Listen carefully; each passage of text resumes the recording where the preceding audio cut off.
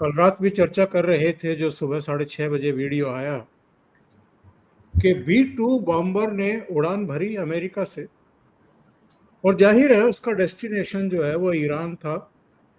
और ईरान में भी जो जानकारी मिली, 3 साइट्स थी, उनको टारगेट किया गया।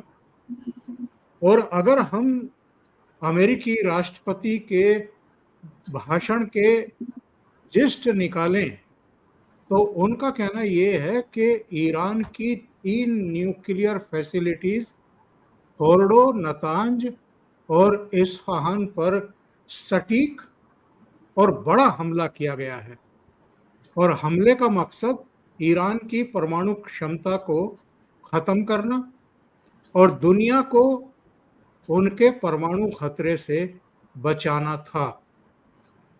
तीसरी अहम बात उन्होंने अपने भाषण में कही कि हमले पूरी तरह से सफल रहे और ईरान की ये परमाणु सुविधाएं अब तबाह हो चुकी हैं। चौथी बात उन्होंने कही कि या तो अब शांति आएगी या ईरान को और भी बड़ा नुकसान झेलना पड़ेगा। अगर ईरान नहीं रुका तो उसके बाकी ठिकाने भी मिनटों में खत्म हो जाएंगे।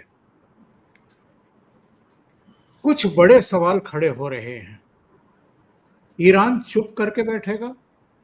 लगता नहीं। कुछ ना कुछ तो अपनी जनता को शांत करने के लिए, समझाने के लिए उसको करना पड़ेगा, उसके ऊपर एक दबाव होगा। वो क्या करेगा? जो अमेरिकी सैनिक ठिकाने हैं आस पड़ोस के देशों में, क्या उनको छेड़ेगा या कुछ और करेगा? और अगर ऐसा वो करता है, वो अमेरिका की तरफ से, इजराइल की तरफ से फिर किस तरह की प्रतिक्रिया होगी? दूसरी बात ये भी है कि रूस के भी हित जुड़े हुए हैं। हालांकि जहां रूस का काम चल रहा है उसको नहीं छेड़ा गया है, उसको हिट नहीं किया गया है, लेकिन रूस की नाराजगी भी सामने आ चुकी है। और चीन के तो सीधे हित जुड़े हुए हैं। तो चीन क्या ईरान को शांत बैठने देगा? और जो अमेरिका एक्चुअल में कर रहा है वो चीन को साफ साफ दिखाई दे रहा है कि वो कर क्या रहा है। तो ऐसे में चीन क्या ईरान को उकसाएगा? और अगर उकसाएगा तो क्या हम तीसरे विश्व युद्ध को होते हुए देखेंगे? मेरे साथ 2 खास मेहमान जुड़ रहे हैं। टेरिटोरियल आर्मी के पूर्व चीफ और मेजर जनरल AK श्रीवास्तव, जो युद्ध सेवा मेडल से अलंकृत हैं और देश के कुछ ऐसे विरले अधिकारियों में हैं जिन्होंने अमेरिका में भी ट्रेनिंग ले रखी है। AK श्रीवास्तव के अलावा हमारे साथ जुड़ रहे हैं उमेश अग्रवाल साहब, जियो पॉलिटिकल मामलों के जानकार। और सीधे जुड़ लेते हैं अपने मेहमानों के साथ और जरा इन सवालों के जवाब तलाश करने की कोशिश करते हैं। आप दोनों का बहुत स्वागत है। नमस्कार। नमस्कार। जय श्री राम। उमेश जी, आपके पास क्या सूचना है? क्या जो डोनाल्ड ट्रंप दावा कर रहे हैं कि तीनों साइट्स को पूरी तरह तबाह कर दिया गया है, ये सच है? देखिए, अभी युद्ध के अंदर तो कॉन्फ्लिक्टिंग रिपोर्ट आती रहती है। डोनाल्ड ट्रंप ने तो बोल दिया वी हैव कंप्लीटली ऑब्लिटरेटेड, तो मतलब है कंप्लीटली डिस्ट्रॉय कर दिया गया, जो ऑब्जेक्टिव है वो अचीव कर लिया गया। बट ऑन द कॉन्ट्ररी अगर आप देखें, रशिया ने बोला है कि जो आपने you have only hit the entry and exit tunnel, आपका जो बॉम्ब है उसने कंप्लीटली डिस्ट्रॉय नहीं किया है, इसको रीबिल्ड किया जा सकता है। पर मेरा एक मानना है कि जिस हिसाब से बताया जा रहा है कि 14 जो GB-57 बॉम्ब्स अगर गिराए गए हैं, तो आप सोच लीजिए 13 किलो 600 ग्राम का 13,600 किलोग्राम का एक वॉरहेड होता है। अगर देखा जाए तो आप समझ लीजिए कितना होता है, 13,600 इंटू 14 कर लीजिए। तो कहीं ना कहीं मुझे लगता है कि वो फैसिलिटी अभी यूजफुल नहीं है। और जो अमेरिका का डिजाइड ऑब्जेक्टिव है कि ईरान को न्यूक्लियर बॉम्ब से कम 5 साल दूर करने का वो उन्होंने अचीव कर लिया है। अब आपको ये भी बता देता हूँ कि ईरान ने बताया कि हमने पहले से ही वो जो एनरिच यूरेनियम है, हमने वहां से हटा लिया था। अब क्या है, इसराइल को लोकेट करना पड़ेगा वो एनरिच यूरेनियम कहाँ है। और ये कोई चीज अभी जो सूचना आ रही है, ईरानियन पार्लियामेंट ने बोला है कि स्ट्रेट ऑफ हॉर्मुज को बंद करने की अथॉरिटी दे दी है सुप्रीम लीडर खमेनी को। तो ये एक चीज, नए डेवलपमेंट्स आ रहे हैं। और मार्को रूबियो ने भी बोल दिया है कि अगर आपने स्ट्रेट ऑफ हॉर्मुज बंद किया तो एक टेरिबल मिस्टेक होने वाली है। बीच में आपने ये भी देखा है कि कैसे अभी हिजबुल्लाह, हुती, उन लोगों का भी यूज किया जाएगा, जो ईरान की ऑक्सिलरी फोर्स है, जो उनके सपोर्टेड मिलिशियन ग्रुप्स है, वो अमेरिकन बेसेस को क्या हमला करेंगे, क्या वो सऊदी की रिफाइनरीज पे हमला करेंगे, क्या इसराइल लेबनान और यमन पे कंटिन्यूसली हमला करेगा, चाइना का रिस्पॉन्स कैसे रहेगा। क्योंकि रशिया ने भी बोल दिया आज कि हम बहुत सारे nations are ready to give nuclear weapons to Iran. तो एक तरह से रशिया भी एक तरह से जो वेस्ट ने रशिया के खिलाफ किया यूक्रेन में, रशिया ने इमीडिएटली वैसी एक वार्निंग दे दी है कि हम भी आपके जो ईरान को न्यूक्लियर वेपन्स दे सकते हैं, टेक्नोलॉजी दे सकते हैं। जिस हिसाब से जो युद्ध आपने हमारे साथ किया है, उसको वैसा ही चीज आपको भी भुगतना पड़ सकता है। तो ये सब चीज मुझे नजर आ रही है। बिल्कुल सही है। शिवास सर के पास चलते हैं।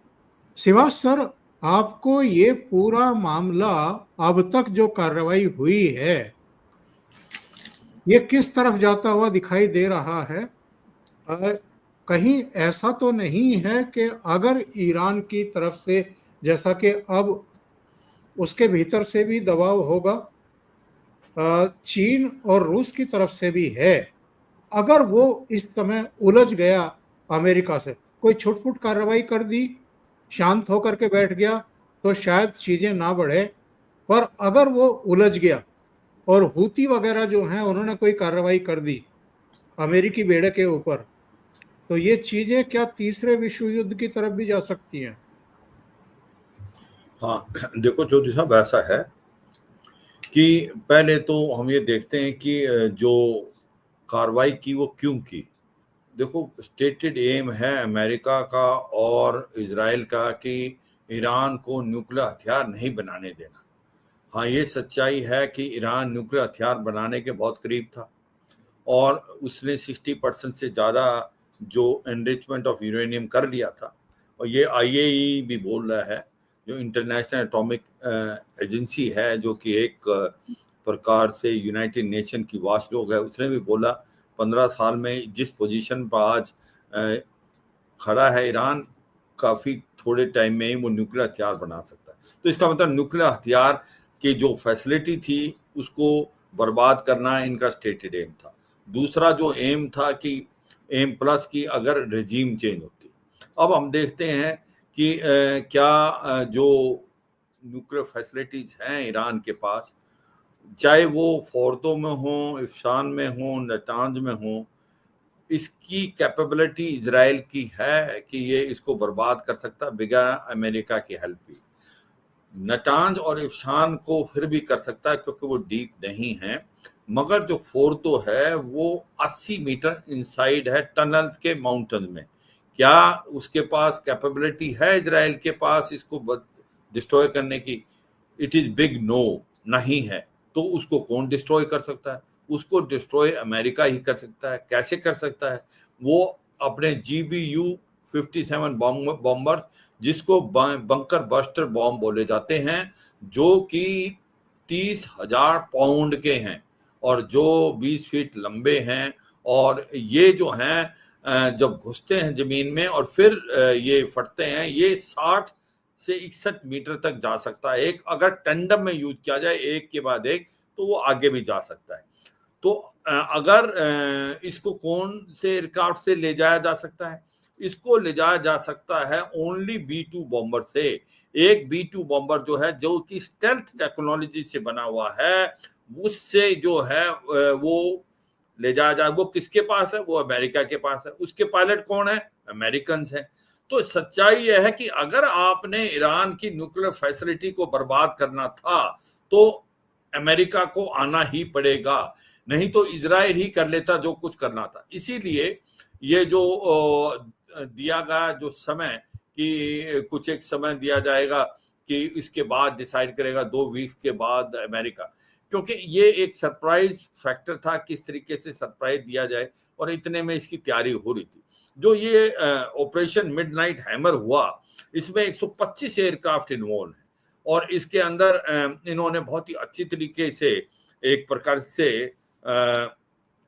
आप ये कह सकते हैं चकमा भी दिया है ईरान को। एयरक्राफ्ट कहीं से उड़े, कहाँ से आए, जो उड़े आपके बेसिकली डाइगोग्रेसिया से या गुआम से वो नहीं, बल्कि अमेरिका से जो उड़े। तो सच्चाई यह है कि जो कैसे ये बर्बाद किया हम उसकी बात करते हैं अब, इसमें कोई शक नहीं। ये जो ऑपरेशन मिडनाइट हैमर है बहुत सक्सेसफुल रहा।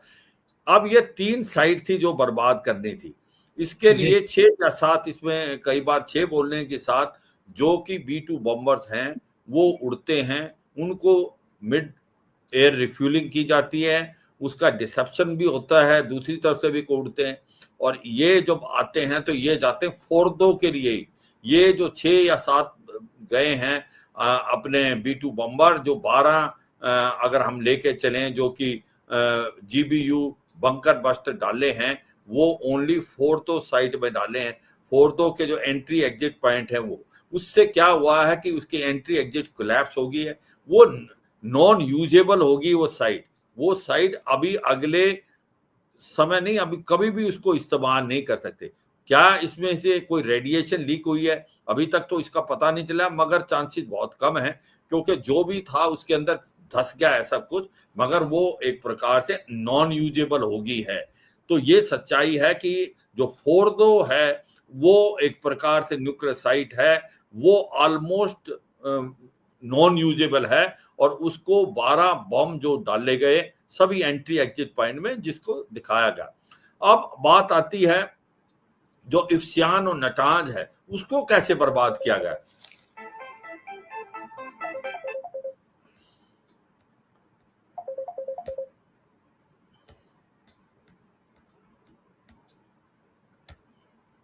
हाँ, तो उसको कैसे बर्बाद किया, उसको किया है टोमाहॉक मिसाइल से। जो सबमरीन थी वो जो थी उससे ये टोमाहॉक मिसाइल को छोड़ा गया, और ये नटांज और इफ्शान को किया। तो उनको भी जो, क्योंकि वो ज्यादा अंदर ढूंढे नहीं थे, वो न्यूक्लियर जो एक प्रकार एक्सपेरिमेंट के लिए इस्तेमाल होते थे, उनके लिए टोमाहॉक मिसाइल का इस्तेमाल किया गया, और इसके लिए GBU-57 बम्बर का इस्तेमाल किया, और जो ऑपरेशन था बिल्कुल सक्सेसफुल रहा, और वो अपने टारगेट को अचीव करने में सक्षम हुआ। अब बात आती है कि क्योंकि ईरान, अच्छा एक बात बड़ी साफ सुथरी होगी कि जिस प्रकार से रिएक्शन आए हैं कि भाई वाकई ईरान न्यूक्लियर हथियार बना रहा था, जब रूस कह रहा है कि इसको न्यूक्लियर टेक्नोलॉजी भी दे सकते हैं, तो ये सच्चाई है, इसमें कोई शक नहीं कि जो ईरान बहुत नजदीक था न्यूक्लियर हथियार बनाने के। अब ईरान ने पलटवार किया, इसमें कोई शक नहीं। ईरान ने इजराइल के ऊपर हमला किया है, और इजराइल पे काफी हद तक, पहले उसने सजल मिसाइल भी यूज किए हैं, फतेह 1-2 भी, और अभी इसने जो इसकी सबसे बड़ी बेहतरीन मिसाइल है उसका भी इस्तेमाल किया है। अब क्या ऑप्शन है, ईरान क्या कर सकता है?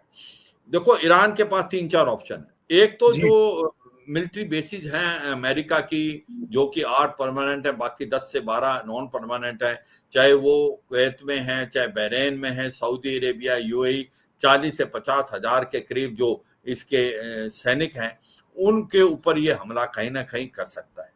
दूसरा, आप ये जो इसके प्रॉक्सीज हैं, हिजबुल्ला, हौती और हमास, इनसे भी कार्रवाई कराएगा कहीं ना कहीं हमले कराने। हाँ, ये समझना चाहिए कि इनकी कैपेबिलिटी बहुत कम है, क्योंकि इनकी कैपेबिलिटी ईरान ने जो दी थी इनको, वो काफी हद तक इजराइल ने over a period of time उसको डिग्रेड कर दिया। तो एक तो ये कर सकता। दूसरा, जो अब बात हो रही है ये बड़ा इंपॉर्टेंट है, और इसके अंदर लोग डिफरेंट विचार कर रहे थे। स्ट्रेट ऑफ हॉर्मुज को ब्लॉक करना, पहले ये बताना चाहिए व्यूअर्स को कि स्टेट ऑफ हॉर्मुज क्या है। ये पर्शियन गल्फ से जब जाता है बे ऑफ बंगाल उसको जोड़ता है, और स्टेट ऑफ हॉर्मुज जो है उसके अंदर जो 20% वर्ल्ड का ऑयल जाता है, और इसी प्रकार से 20% का गैस जाता है। इसमें जो चीन 80% ऑयल लेता है, जो ईरान एक्सपोर्ट करता है, वो यहीं से भी जाता है। इसका मतलब जो कुवैत है, इराक है, सऊदी अरेबिया है, इसका जो एक्सपोर्ट होता है ऑयल वो भी यहीं से जाता है। अगर इसको ब्लॉक कर देता है, कई लोग ये क्वेश्चन पूछ रहे हैं, आ बैल मुझे मार कि भाई अपना ही क्यों ब्लॉक करेगा, तो किसने बोला अपने को ब्लॉक करेगा? वो ब्लॉक तो करेगा जिनका ब्लॉक करना है, अमेरिका का करेगा, इजराइल का करेगा, या यूरोपियन कंट्री जिसका करना।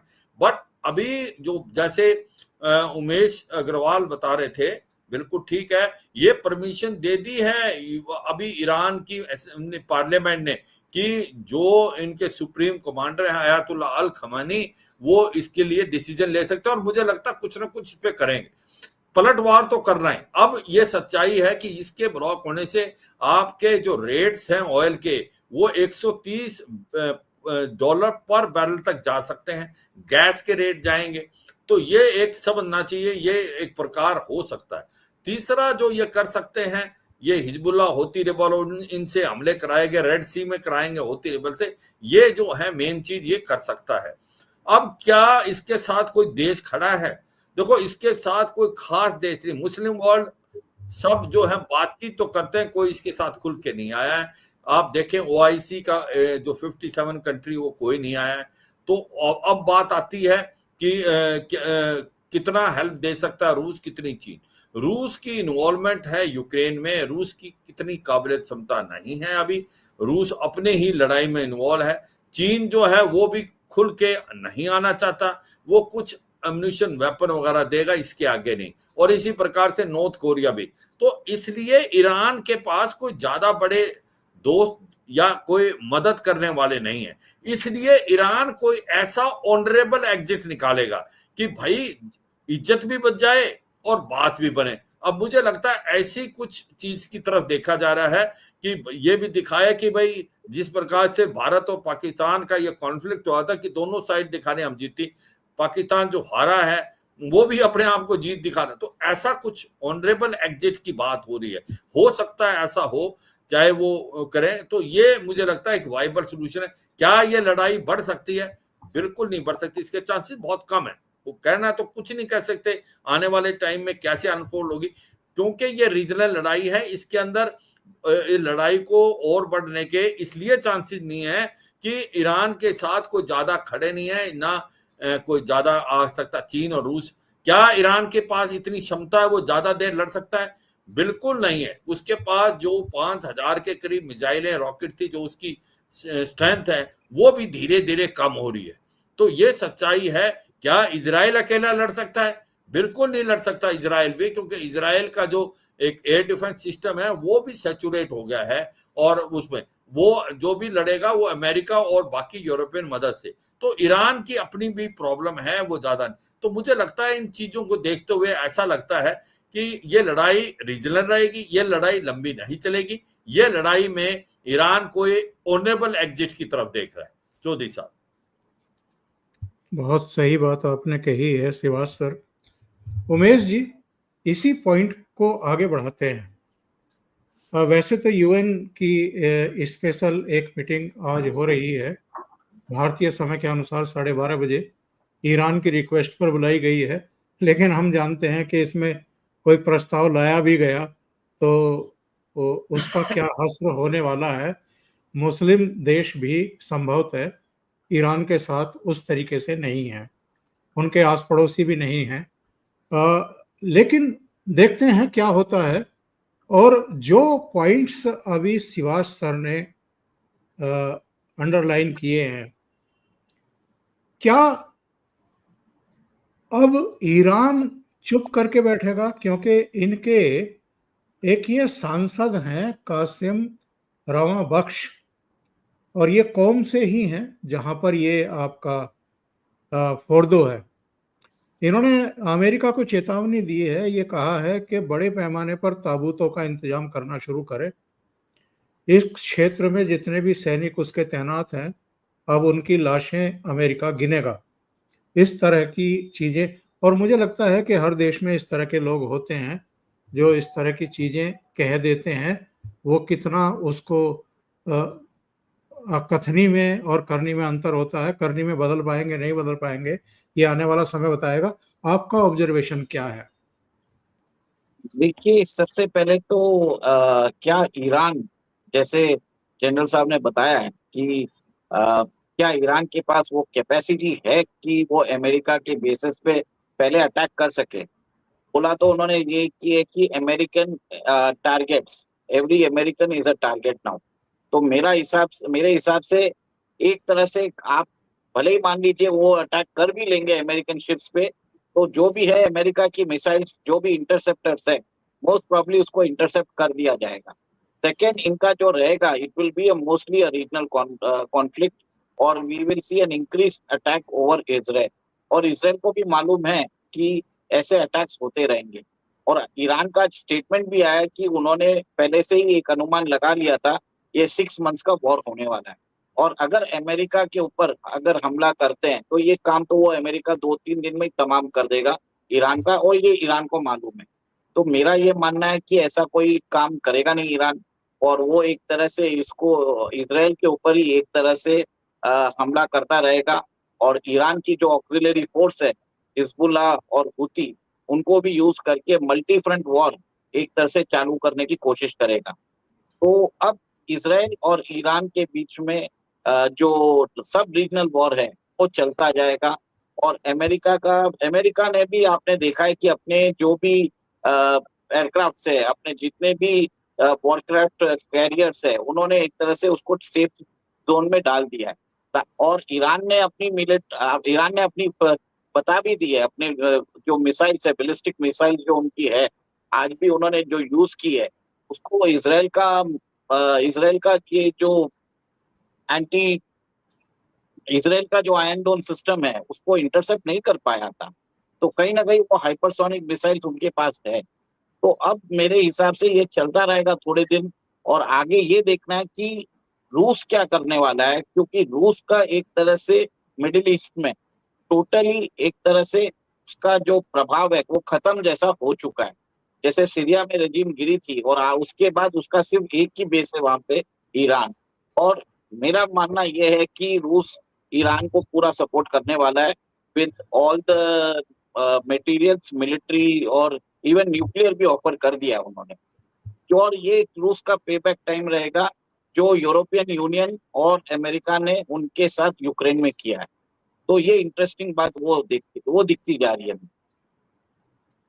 शिवाश सर, ये भारत पर इसका क्या प्रभाव पड़ने वाला है और किस जो रूप एक, में? हाँ बिल्कुल बताते हैं। ये पहले जो अग्रवाल साहब बोल रहे थे इस बात को कि रूस जो है उसको वैसा ही करेगा जैसा अमेरिका ने किया यूक्रेन लड़ाई में। इसका मतलब उसको दलदल में फंसा देगा, और ऐसा भी है, सुनने में आया ऐसा कर सकता है। मगर प्रॉब्लम क्या है कि रूस के पास इतनी ताकत नहीं है। अब जब बात यूक्रेन में करते हैं, यूक्रेन को हेल्प करने वाला अमेरिका ही नहीं, पूरा यूरोप भी था। तो रूस लड़ाई लड़ रहा है काफी 3 साल से ज्यादा, तो उसको मटेरियल सपोर्ट देने की काबिलियत नहीं है। और दूसरा, जो न्यूक्लियर हथियार हैं वो एनपीटी के सिग्नेटरी हैं, और ऐसे में अभी तक ना तो रूस ने ना चीन ने न्यूक्लियर हथियार की टेक्नोलॉजी दी। आप कहेंगे कि नॉर्थ कोरिया को कहाँ से हुई? नॉर्थ कोरिया को मिली है पाकिस्तान से। नॉर्थ कोरिया और लीबिया को पाकिस्तान का जो AQ खान था वो बेच गया। तो ये देश शायद नहीं दे, ऐसा कहना कुछ भी नहीं, कोई भी ऐसा नहीं कह सकता इंटरनेशनल रिलेशन में आगे क्या होगा, मगर ऐसा लगता है। अब बात आती है कि भारत के ऊपर क्या इम्पैक्ट है। देखो, भारत की पॉइंट ये है, भारत के दोनों बड़े अच्छे मित्र हैं। भारत के मित्र इजराइल भी है और भारत के ईरान। इजराइल को देखते हैं हम, पहले इजराइल से हम काफी हथियार लेते हैं, नई टेक्नोलॉजी लेते हैं, हमको टाइम पे उसने अम्यूनिशन दिया है, हमारे को इंटेलिजेंस देता है। उनकी मोसाद जो है हमारी जो इंटेलिजेंसी से भी एक प्रकार से आपस में मेल मिलाप करती है। तो एक प्रकार से इजराइल भारत का एक बहुत ही टाइम टेस्टेड फ्रेंड है। अब आती ईरान। ईरान भी भारत का बहुत अच्छा मित्र है, स्पेशली 15-20 साल से। वो है चाबार पोर्ट को लेके। चाबार पोर्ट में जो इन्वेस्टमेंट हमने की है करीब करीब 500 से 600 मिलियन डॉलर है। हम एक वहां पर पोर्ट चला रहे हैं, और ये इसलिए इम्पोर्टेंट है कि जब डोनाल्ड ट्रंप निकले थे ईरान न्यूक्लियर डील जिसको बोलते हैं JCPO, joint comprehensive plan of action, तो उसने सैंक्शन लगा दिए थे, और हम 28% ऑयल ईरान से लेते थे, क्योंकि सैंक्शन लगा दी तो हमने 0% गिरा। मगर हमने बातचीत करके अमेरिका को बताया था कि आप चाबार पे सैंक्शन नहीं लगाएं, चाबार आपके लिए भी इंपॉर्टेंट है। ये पाकिस्तान को बाईपास करके ये डायरेक्ट अफगानिस्तान जाता है, सेंट्रल एशियन स्टेट से जोड़ता है, नॉर्थ साउथ ट्रांसपोर्ट कॉरिडोर से जोड़ के ईस्ट यूरोप और रूस जाते हैं। अगर आने वाले कुछ एक समय में जब यह फुली ऑपरेटिव हुआ 3 से 5% वर्ल्ड का ट्रेड जाएगा, और अमेरिका ने इसको माना। अमेरिका ने उस पर काटसा नहीं लगाया, जिसको बोलते हैं एक प्रकार से जो इकोनॉमिक सैंक्शन। तो ये हमारे लिए इंपॉर्टेंट है। अगर ये लड़ाई ज्यादा चलती है तो चाबार पोर्ट पे भी नुकसान हो सकता है। चाबार पोर्ट हो सकता है कि लपेटे में आ जाए और हमारे लिए नुकसान। दूसरा सबसे इंपॉर्टेंट एक और है, जैसे चौधरी साहब याद हो G20 मीटिंग में कि ये डिसाइड हुआ था India middle east Europe economic corridor, वो एक लाइफलाइन है, वो 11% ट्रेड देगा आने वाला टाइम, एशिया से यूरोप जाने वाला। वो भारत में जाएगा, भारत में जाएगा, फिर UAE में, फिर सऊदी अरेबिया, फिर इजराइल, फिर ये हाफा पोस्ट की जो बात हो रही है उसके अंदर बहुत इंपॉर्टेंट रोल प्ले करता है हाइफा, और वहां से फिर इटली और ये ग्रीस की तरफ जाएगा और बाकी यूरोपियन कंट्री, तो वो भी खटास पे पड़ सकता है। तीसरा, जो हमारे लोग वहां काम कर रहे हैं, करीब करीब पूरे गल्फ रीजन में 1 करोड़ के करीब लोग काम कर रहे हैं, 15 से 20 बिलियन डॉलर का रेमिटेंस भेजते हैं। अगर स्थिति खराब हो जाती है तो काफी हद तक वो भी वापस आ जाएंगे, वो भी भारत के लिए प्रॉब्लम है। और अगर ये स्टेट ऑफ हार्मुज बंद हो जाता है तो गैस और ऑयल के रेट बढ़ेंगे, क्योंकि हमारा काफी ऑयल जो है सऊदी अरेबिया, इराक से आता है, और कुवैत से, इसी प्रकार से कतर से हमारी LNG आती है, तो ये भी हमें प्रॉब्लम हुई। तो भारत के लिए कोई अच्छी सिचुएशन नहीं है कि ये लड़ाई चले। भारत चाहेगा कि ये लड़ाई रुके, वो भारत के हित में है, और मुझे लगता है यही इंपॉर्टेंट है। क्या ये रुकेगी नहीं रुकेगी तो समय बताएगा, पर मुझे चांसेस ऐसे लगते हैं कि ये लड़ाई ज्यादा देर शायद नहीं चले, मगर वो तो सिचुएशन अनफोल्ड होगी तभी पता चलेगा।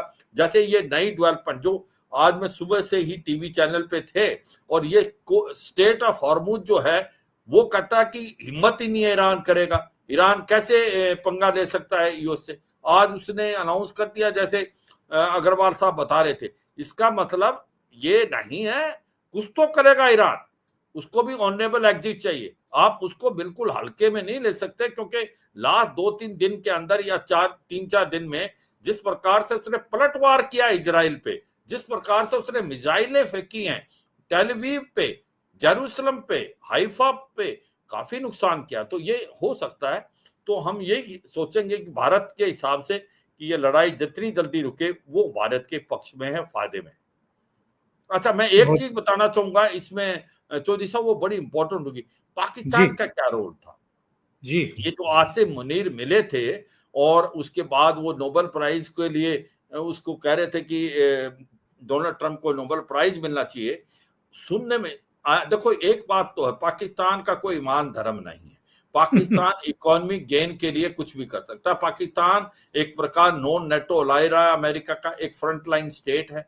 अगर अमेरिका को जाना है ईरान में, जो गया है, तो एयर स्पेस का भी इस्तेमाल करता है, एयर बेसिस का भी इस्तेमाल कर सकता है, लॉजिस्टिक नोड भी बना सकता है, वो इंटेलिजेंस भी ले सकता है। सुनने में आया, कितना सच है कि कुछ ना कुछ एयर स्पेस का इस्तेमाल अमेरिका ने किया है पाकिस्तान की इस जो ये ऑपरेशन मिडनाइट हैमर का, वो भी, क्योंकि इतनी चीजें आई नहीं है। तो ये सच्चाई है जो पाकिस्तान अपने इकोनॉमिक फायदे के लिए, उसको मालूम है अगर मुझे आपको IMF से लोन, बैंक और वर्ल्ड बैंक से लोन चाहिए तो अमेरिका दिला सकता है। इसी प्रकार से फाइनेंशियल एक्शन टास्क फोर्स मुझे ग्रे लिस्ट पे ना डाले, वो अमेरिका ही कर सकता है। तो अमेरिका से पहले भी ये करता रहा है, जब रशियन आए थे तो अमेरिका के साथ मर के अफगानिस्तान लड़ा। तालिबान के साथ जब वो अच्छा दोस्त था, अमेरिका ने उसको बोला either you are with us or you are not there, तो आप हमारे दुश्मन हैं। तो ये तालिबान को छोड़ के अमेरिका से मिल गया था, पैसा मिलता था इसको अमेरिका से, और वही पैसा वो तालिबान को भी देता था, डबल क्रॉस करता। तो पाकिस्तान की तो ये एक हिस्ट्री रही है, और मुझे लगता है पाकिस्तान डबल गेम खेलेगा, और पाकिस्तान जो है उसने कुछ ना कुछ पैसे के लिए अमेरिका का साथ देगा। ये हमें बात एक्सप्लॉइट करनी चाहिए। चौधरी साहब। शिवास सर, आपका बहुत बहुत धन्यवाद। शायद आपको 9 बजे जाना भी था, और जुड़ने के लिए, और उमेश अग्रवाल जी से हमारी बातचीत आगे जारी रहेगी। थैंक यू सो मच शिवास सर। थैंक यू चौधरी साहब, थैंक यू अग्रवाल साहब। जय हिंद। जय हिंद सर। अग्रवाल साहब, 2-3 सवाल मेरे मन में हैं। एक तो नेतान्याहू ने 2-3 बार रिपीट किया है कि इनको आयतुल्ला अली खमेनी को जाना पड़ेगा, हम इनको खत्म करेंगे, मतलब मार देंगे इनको। रिजीम चेंज करने की बात पर वो अड़े हुए हैं, और खमेनी को भी पता है कि ये खतरा तो है, हालांकि बंकर में है वो। उन्होंने 3 अपने सक्सेसर भी जो है नामित कर दिए हैं। एक तो मैं इस पर आपकी टिप्पणी चाहूंगा। दूसरे, पाकिस्तान की भूमिका, जो जाते जाते शिवास साहब ने उसको हल्का सा टच किया है। अब पाकिस्तान की भूमिका क्या देख रहे हैं, और इसमें भी क्या एयर स्पेस वगैरह यूज किया है अमेरिका ने? देखिए, सबसे पहले तो पाकिस्तान के हैंडल्स ने चालू कर दिया है एक प्रोपेगेंडा कि इंडियन एयर स्पेस यूज किया गया। तो मेरे हिसाब से ये बहुत ही बड़ा हास्यास्पद है, और कहीं ना कहीं आपने देखा है कि कैसे अभी थोड़े दिन पहले, 1-2 दिन पहले FATF की रिपोर्ट आई थी, इसमें पाकिस्तान का इन्वॉल्वमेंट उन्होंने बताया है कि पहलगांव में जो अप्रैल 22 को हुआ था, एग्जैक्टली 2 महीने पहले, वहां पे पाकिस्तान का इन्वॉल्वमेंट उन्होंने पाया है। और उन्होंने ये भी बोला है कि ये फंडिंग पाकिस्तान ने करवाई है, और पाकिस्तान का क्लियर कट इन्वॉल्वमेंट है। और उसके साथ ही 2020 में भारतीय सरकार ने, भारतीय नेवी ने एक शिप पकड़ा था जिसमें वहां पे इक्विपमेंट जा रहे थे, मोटर जा रहे थे, और उसमें बताया जाता था कि ये डुअल यूज के लिए हो सकते हैं, ये पाकिस्तान के न्यूक्लियर प्रोग्राम के लिए यूज हो सकते हैं। तो कहीं ना कहीं आपने ये देखा है कि कैसे यूएस ने कंप्लीट जो पाकिस्तान का जो सपोर्ट चाहिए था वो ले लिया था। आसिफ मुनीर को बुलाया, आसिफ मलिक को बुलाया, फिर बाद में बताया जाता है कि बलूचिस्तान का जो रिसोर्सेज है वो अमेरिका को दे दिया गया है, अमेरिका को पाकिस्तानी एयर स्पेस का एक्सेस दे दिया गया है। तो अब पाकिस्तान के ऊपर उन्होंने FATF का एक तरह से शिकंजा डाल दिया है, तो बोलते हैं ना कुत्ते का पट्टा, वो डाल दिया है अमेरिका ने। अमेरिका को मालूम है कि पाकिस्तान ने उसके साथ पहले टाइम में $33 बिलियन भी लिए, और ओसामा बिन लादेन को छुपा के भी रखा है। अमेरिका नहीं चाहेगा कि पाकिस्तान उसको वापस डबल क्रॉस करे, इसके लिए FATF का उन्होंने एक तरह से चाबुक चला दिया है, और भारत को बोला है FATF ने कि कि आप हमें सबूत लाके दीजिए कि पाकिस्तान का इन्वॉल्व कितने हद तक है। ये FATF की मीटिंग लास्ट वीक फ्रांस में हुई थी, और जुलाई में भी होने वाली है, नहीं अगस्त में होने वाली है, और इसका फाइनल डिसीजन होगा अक्टूबर में। आपको मालूम है 2018 में भी FATF ने पाकिस्तान एक तरह से उसको ग्रे लिस्ट में डाल दिया गया था, 2022 में उसको निकाल दिया गया था। FATF से क्या होगा, जो पाकिस्तान को डेवलपमेंटल एड मिलता है वर्ल्ड बैंक से, जो उसको कंडीशनल लोन्स मिलता है IMF से और ADB से, ये बंद हो जाएगा। तो कहीं ना कहीं एक तरह से पाकिस्तान के गले में फंदा डाल दिया है।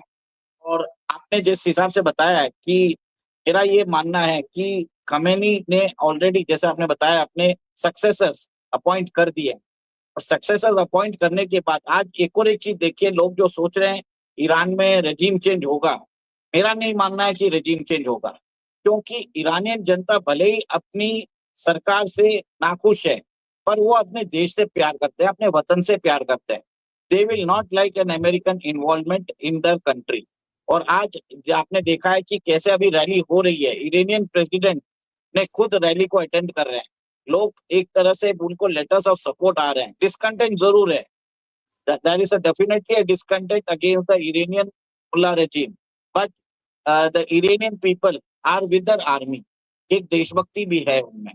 तो ये एक तरह से जो लोग बता रहे हैं कि ईरान में बहुत ज्यादा जो एक तरह से डिस्कंटेंट है, रेजिम चेंज हो जाएगा, बट ये ऑपरेशन से उल्टा हो चुका है। वहां पे पेट्रियोटिज्म जाग चुका है।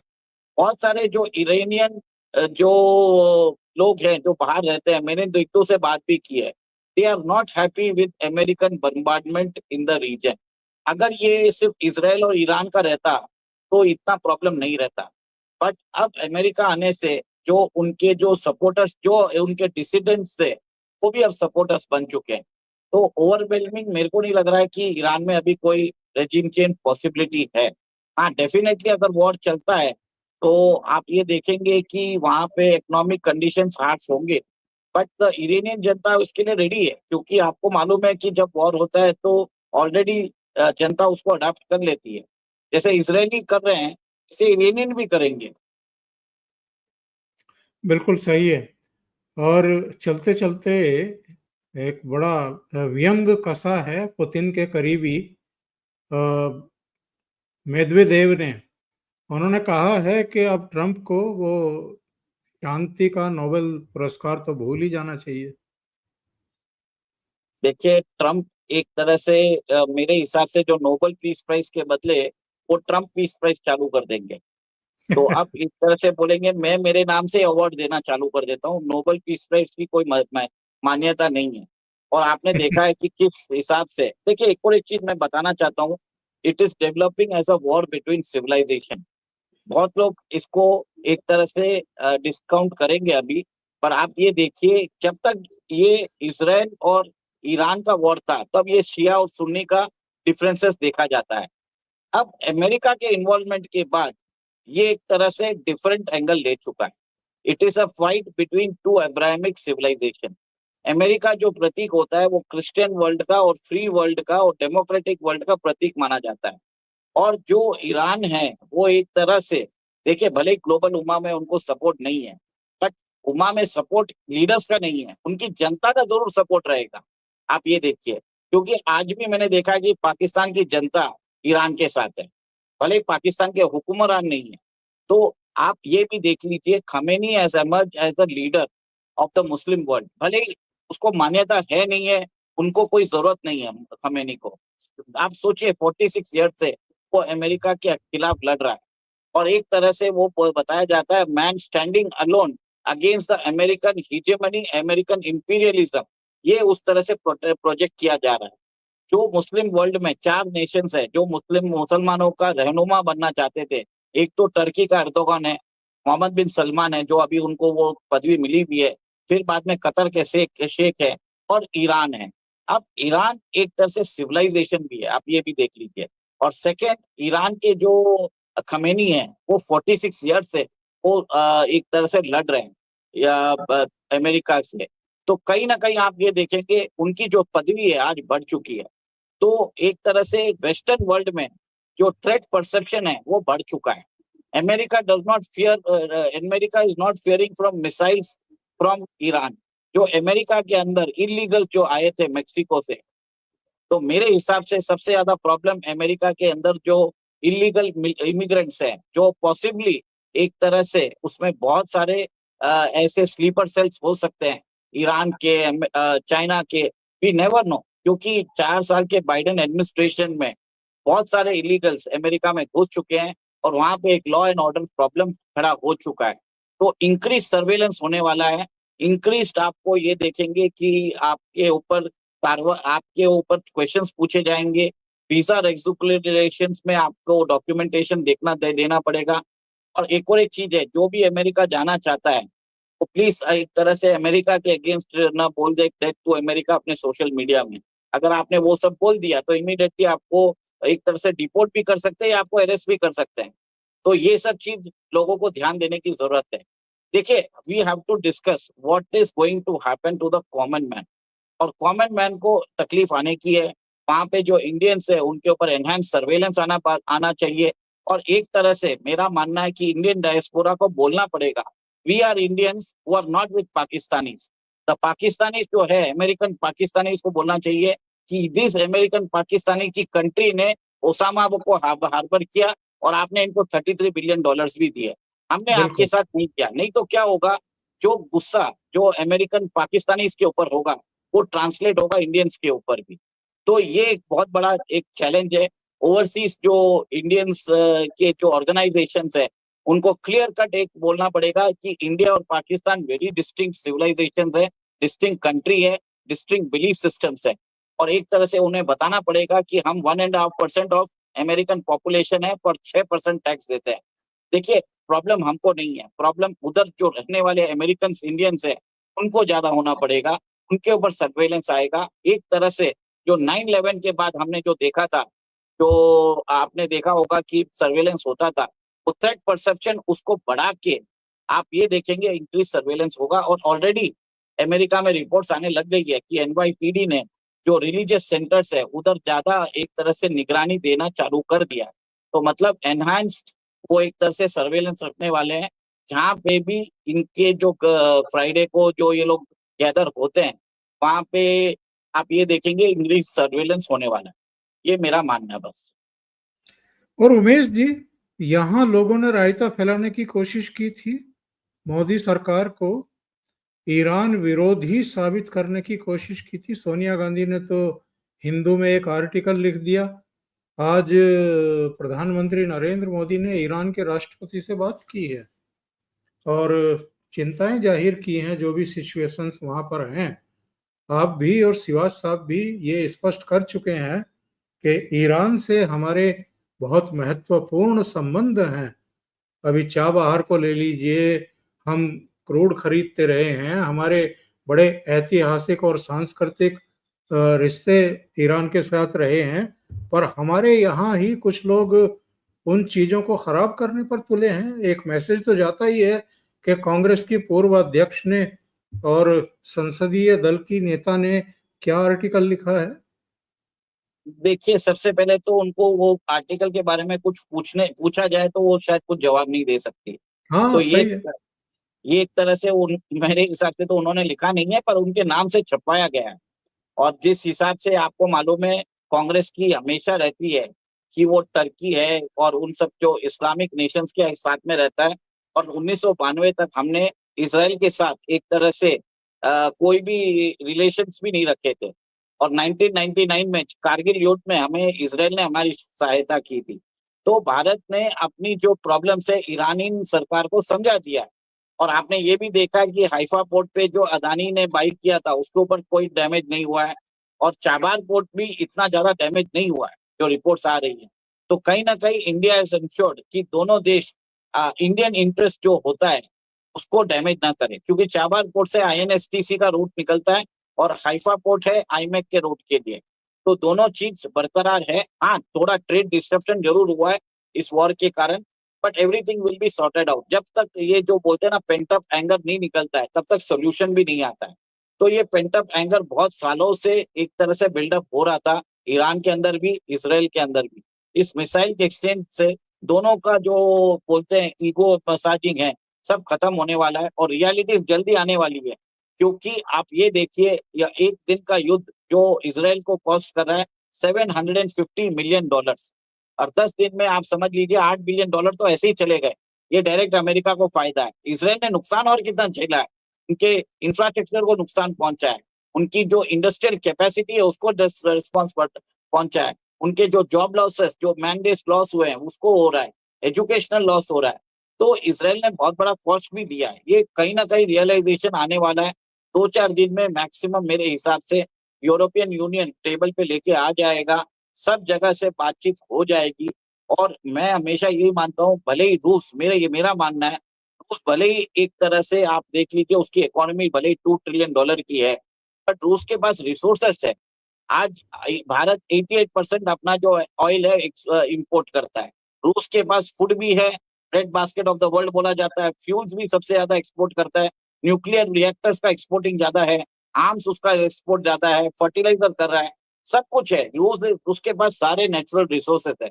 और रूस जो है भारत का, जो भारत की पॉपुलेशन का 1/10 भाग है, और भारत का 7x उसकी एरिया है। तो एक तरह से जो लोगों के अंदर जो परसेप्शन है कि रूस कमजोर पड़ चुका है, ऐसी बात नहीं है।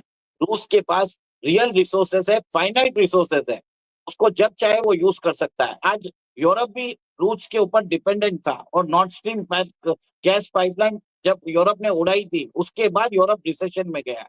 आप ये देखिए, जबकि रूस की इकोनॉमी ग्रो कर रही है यूरोप में इन स्पाइट ऑफ सैंक्शंस। तो ये एक चीज जो हम सोचते हैं कि रूस एक तरह से कमजोर है, मैं नहीं मानता। रूस के पास 6500 न्यूक्लियर वेपन है, अमेरिका से भी ज्यादा है, और उनके ज्यादा डिलीवरी सिस्टम भी उनके पास थोड़ी भले ही कम हो, कि भले अमेरिका जैसे बॉम्बर्स ना हो, बट उनको मालूम है कि उनके जो मिसाइल डिफेंस सिस्टम्स है वो बहुत ही एक तरह से कारगर साबित हुए। आपने देखा कि S-400। और सेकेंड, आप ये भी देख लीजिए, ईरान के पास अगर हाइपरसोनिक बैलिस्टिक मिसाइल की टेक्नोलॉजी है, ये किसने दे दी होगी? ये मोस्ट प्रोबेबली इसको रूस ने ही दी है। तो कहीं ना कहीं रूस अप्रत्यक्ष रूप से सपोर्ट कर रहा है ईरान को, और वो एक चाहता है कि यहाँ पे खमेनी की रजीम बनी रहे। और देखिए, ये भारत के अंदर एक बहुत बड़ा मिसकंसेप्शन है कि खमेनी जाने से अच्छा होगा, पर आप ये सोचिए, अगर एंटायर मिडिल ईस्ट में अमेरिका का वर्चस्व हो जाता है और ईरान खत्म हो जाता है, तो आप ये सोचिए कि जितने भी ये नेशंस हैं, तो अगला उनको क्या करे और क्या होगा? ये अगला टारगेट करेंगे भारत को, ये आप ध्यान रख लीजिए। तो ईरान का रहने से हमको एक फायदा रहता है। मैं ये नहीं बोलता हूँ कि हमें ईरान का सपोर्ट करना चाहिए, बट कब चीज जो जियोपॉलिटिकल आप सिचुएशन देखते हैं, वहां पे ईरान के रहने से हमें फायदा होता है। लिप सर्विस में भले ही ईरान कुछ कह देता है, उसको कहना पड़ेगा, वो मुस्लिम देशों का रहनुमा है, उसको एक तरह से बताना पड़ेगा। पर इनडायरेक्टली वो जानता है कि भारत ने उनको सपोर्ट किया है, उधर इन्वेस्टमेंट किया है। देखिए, आप एक तरह से टेक्नोलॉजी दे दो, कुछ नहीं होता। ट्रेड जो होता है वो रोज का काम होता है, उससे बिल्कुल। इकोनॉमी को फायदा होता है, उसमें लोगों को फायदा होता है। तो वहां पे डिफरेंस हो रहा है भारत का। बहुत लोगों को ट्रेड का एस्पेक्ट समझ में नहीं आता है, तो भारत ने वो एक बहुत बड़ा जो आप ये सोचिए ना, 1000 लोगों के लिए इवैक्यूएशन के लिए ईरान ने एक तरह से अपनी एयर स्पेस को ओपन किया। किसके लिए सही किया, में। आप बता सकते हैं? तो दिस इज द और भारत चाहेगा तो भारत की बात समझता है ईरान। ईरान चाहता है कि भारत उसको सपोर्ट करे, पर अगर भारत नहीं भी करता है तो भी Iran is okay with that. आप ये भी देखिए। उमेश जी, बहुत बहुत धन्यवाद आपका इतना समय निकालने के लिए और बहुत महत्वपूर्ण मुद्दों पर चर्चा करने के लिए। Thank you so much. नमस्कार। जय श्री राम। जय श्री राम।